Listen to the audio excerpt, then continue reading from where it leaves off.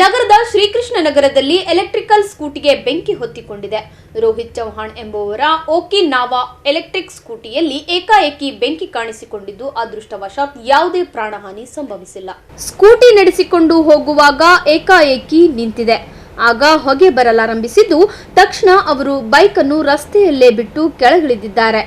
ಆಗ ಬೈಕ್ ಸ್ಫೋಟಗೊಂಡಿದೆ. ನೋಡುತ್ತಿದ್ದಂತೆ ಬೆಂಕಿ ಬೈಕ್ ಪೂರ್ತಿ ಆವರಿಸಿದ್ದು ಸುಟ್ಟು ಕರಕಲಾಗಿದೆ.